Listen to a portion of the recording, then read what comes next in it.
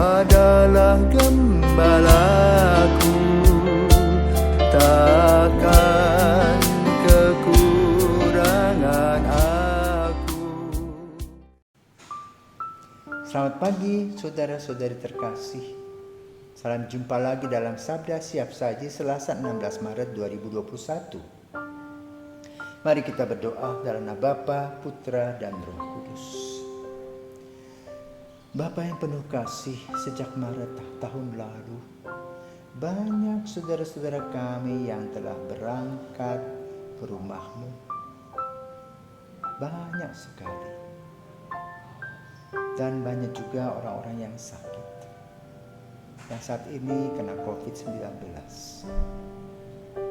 Ada yang isolasi mandiri, ada yang harus dirawat di rumah sakit, ada yang harus menggunakan ventilator. Ada yang kau sembuhkan, tetapi juga ada yang kau sembuhkan secara tuntas, yaitu kau jemput selama-lamanya dalam keabadian untuk mendapatkan kebahagiaan. Maka kami mohon berkat-Mu Tuhan, berikanlah kepada kami kesehatan jiwa dan raga.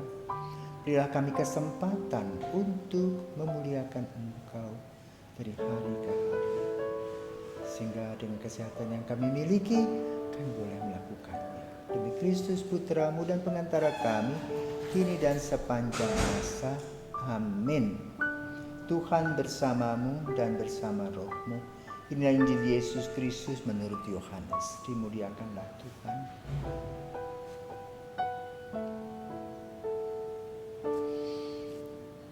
Pada hari raya orang Yahudi, Yesus berangkat ke Yerusalem. Di Yerusalem dekat pintu gerbang domba ada sebuah kolam yang dalam bahasa Ibrani disebut Betesda. Serambinya ada 5, dan di serambi-serambi itu berbaring sejumlah besar orang sakit. Ada di situ seorang yang sudah 38 tahun lamanya sakit. Ketika Yesus melihat orang itu berbaring di sana, dan karena ia tahu bahwa ia telah lama dalam keadaan itu, berkatalah ia kepadanya, "Maukah engkau sembuh?" Jawab orang sakit itu kepadanya, "Tuhan, tidak ada orang yang menurunkan aku ke dalam kolam itu apabila airnya mulai goncang. Dan sementara aku sendiri menuju kolam itu, orang lain sudah turun mendahului aku."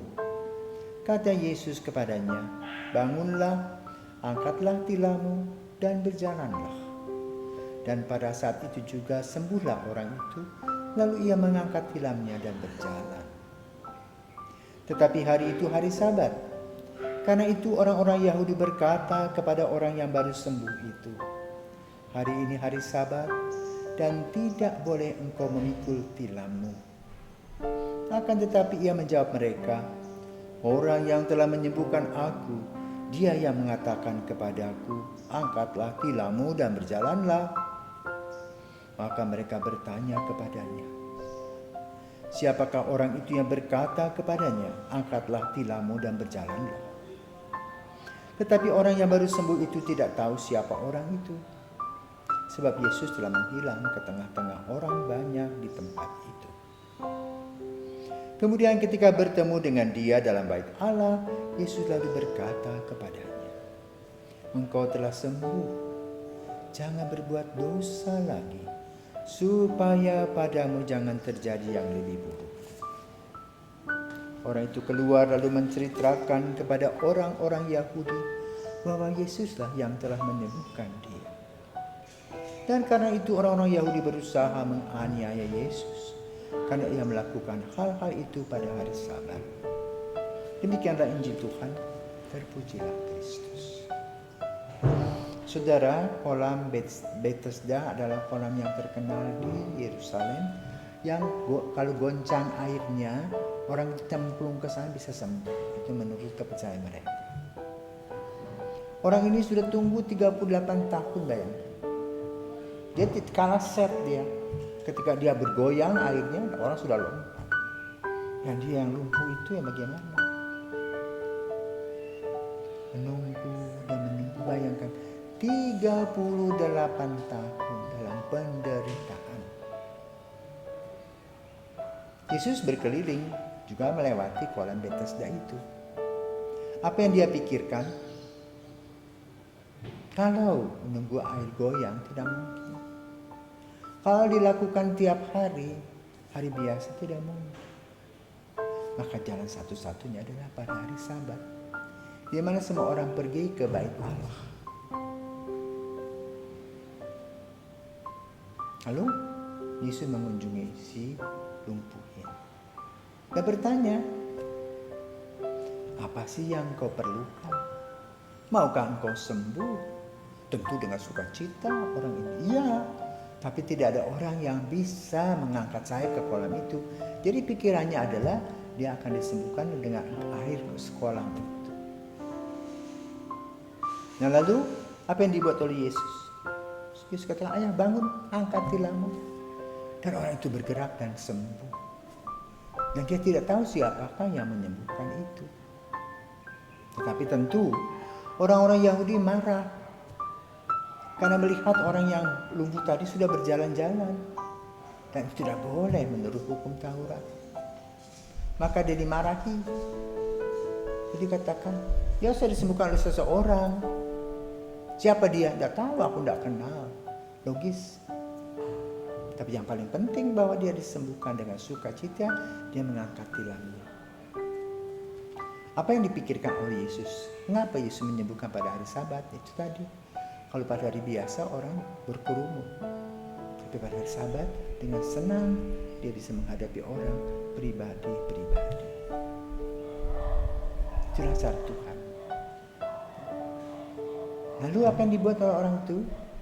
Mencari tahu siapanya menyembuhkan. Ketemu lagi. Ini loh.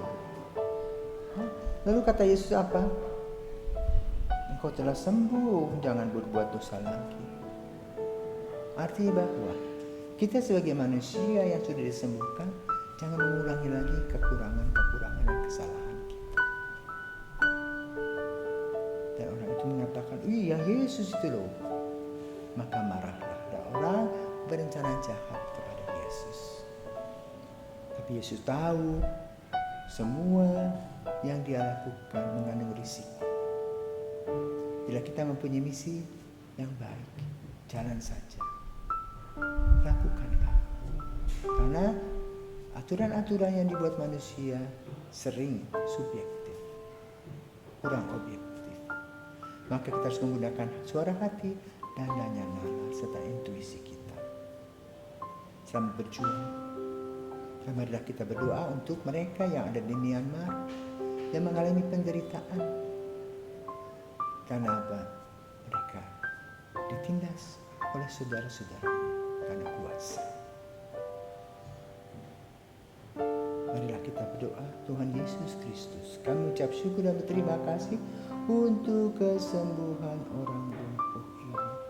Maka kami mohon berkat untuk kesembuhan-kesembuhan kami, baik secara jasmani maupun secara rohani, agar kami semakin hari semakin mengenal Engkau, satu-satunya Allah, Sang Juru Selamat.